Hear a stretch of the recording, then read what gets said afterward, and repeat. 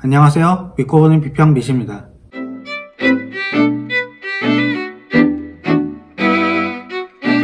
저희 민원련은 선거기간 언론보도를 감시하는 4.15 총선 미디어 감시연대에 참여하고 있습니다. 신문 부문에서는 6개 종합일간지에 실린 선거보도 기사를 중점적으로 모니터하고 있는데요. 좋은 언론, 좋은 선거, 좋은 정치 만드는 총가변 활동에 많은 응원 부탁드립니다. 우선 3월 2주차의 선거보도를 돌아볼 텐데요. 지난주 금요일날 발표된 3월 2주차 신문 양적 분석을 보고 시청자 여러분들이 주목해야 될 부분을 소개해드리도록 하겠습니다. 분석 기간은 3월 9일부터 14일까지입니다. 선거보도 비중은 아무래도 공천 확정 소식이 점점 늘어나니까 증가하는 추세였고요. 다만 여전히 코로나 관련 이슈가 총선과 연결되어 언급되는 기사가 많았습니다. 지역 언급은 수도권 지역을 빼면 영남 지역이 압도적으로 언급이 많았는데요.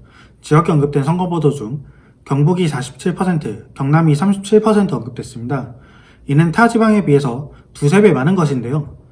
당시 경북 지역 코로나 발생 상황이 선거와 연관이 돼가지고 많이 언급된 영향으로 분석이 됩니다.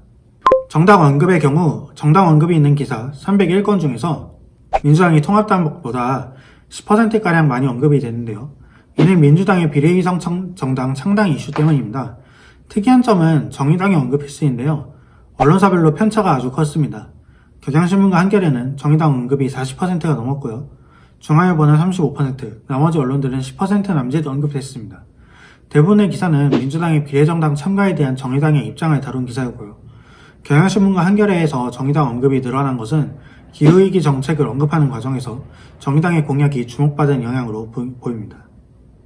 나쁜 보도의 단골 소재인 임명치지원 보도는 3월 1주차에 비해 약간은 줄어들었지만 여전히 31.5%로 많았고요. 양대 정당의 공천 자금과 비례정당 참가로 인해 정치 혐오성 보도가 늘어나고 있는 추세여서 여기에서는 경계가 필요해 보입니다. 선거판이 실제로 어지러워지고 있지만 이럴 때일수록 온갖 형용사로 치장한 비방 대신에 정신 차리고 신중하고 건설적인 비판을 해야 정치가 제 궤도에 오를 수 있다고 생각합니다. 그럼 다음 순서로 어제 발표된 3월 3주차의 나쁜 보도를 소개를 해드리겠습니다. 기간은 16일부터 21일까지로 해서 3개 정도 뽑아봤는데요. 대충 뽑는 것 같아도 이게 다 심사위원들이 있습니다. 심사위원들은 만장일치로 여러분들도 많이 아시는 중앙일보 이정재 논설위원의 달러의 방주에 올라타야 산다, 이거를 가장 나쁜 보도로 뽑았습니다. 이 칼럼에서 이정재 논설위원은 문재인 정부가 한미 통화스와프를 체결하기는 어려울 거라며 문재인 정부는 전문가 이야기는 안 듣기 일쑤요, 분리하면 딴소리 전문인 정부이기 때문에 별 노력도 안 하다 통화스와프는 필요 없다고 할까봐 걱정이라고 하셨는데요. 칼럼 낸 당일 밤에 한미 통화스와프가 체결됐죠. 이 칼럼은 역시 인간은 하루 앞도 예상 못하는 존재라는 걸 보여줬다기보다는 그냥 부족한 정보력과 정파성이 결합되어 나온 수준 미달의 칼럼 아니었나 합니다. 다음으로 꼽힌 것은 민주당 공천이 조용해서 문제라고 주장한 김순덕 대기자의 칼럼인데요.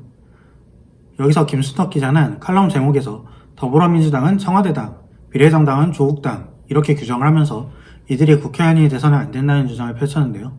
그냥 그 이야기만 하면 될 걸 굳이 지난 16년 새누리당 공천파동 이야기를 꺼내며 운을 뗐습니다. 그러면서 하는 이야기가 더불어민주당의 공천 과정은 상대적으로 조용하다, 대래 공천 파동이 없다는 게 문제다, 이렇게 주장을 했습니다. 이어서 김순덕 기자는 민주당 공천 과정의 문제를 지적했는데요. 첫째로는 민주당 현역 의원들이 단수 공천된 걸 들면서 현역 의원들의 경선을 원칙으로 한 공천 룰과 다르다고 주장을 합니다. 그 이유는 친문이 벼슬 이어서다 라고 일축해버렸죠.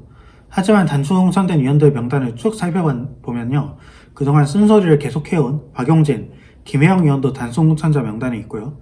금태섭 의원은 비록 경선에서 떨어졌지만 조홍천 의원은 경선에서 이겼습니다. 현역 의원들이 단수 공천된 원인도 경선을 치를 상대 후보가 없어서였고요. 그래서 민주당은 지난달 중순에 100개가 넘는 선거구에서 공천 신청자를 추가 모집을 하기도 했죠. 물론 현역 물갈이가 적다고 비판을 할 수는 있습니다. 그런데 김순덕 기자의 비판은 핀트가 굉장히 어긋난 것으로 보입니다. 두 번째는 청와대 출신들이 다수 공천됐다는 비판인데요. 물론 청와대 출신 많다고 비판할 수는 있겠죠. 그런데 딱 저지른 만큼만 비판해야 듣는 상대도 아프지 않겠습니까?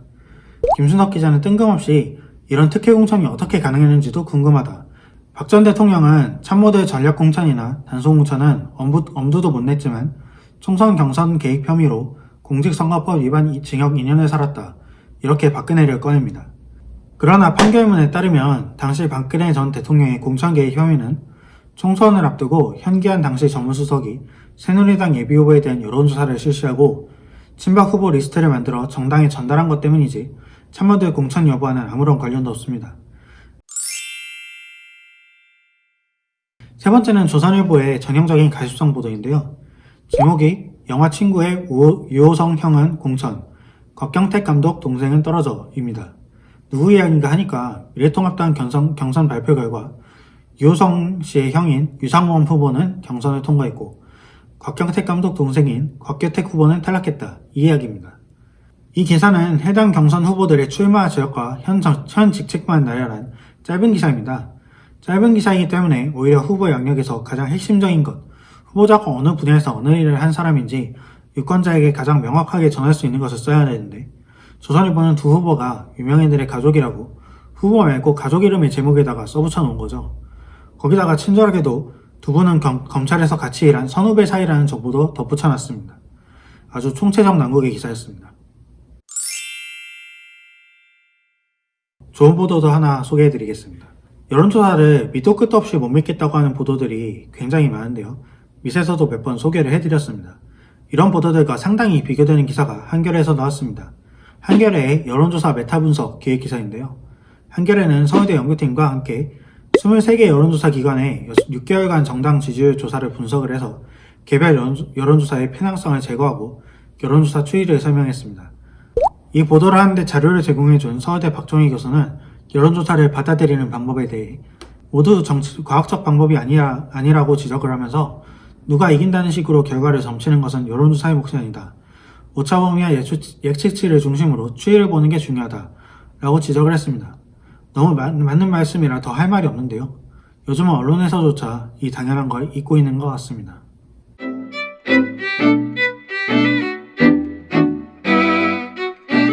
오늘 소개해드릴 내용은 여기까지고요. 다음에는 더 믿을만한 미디어 비평으로 찾아오겠습니다.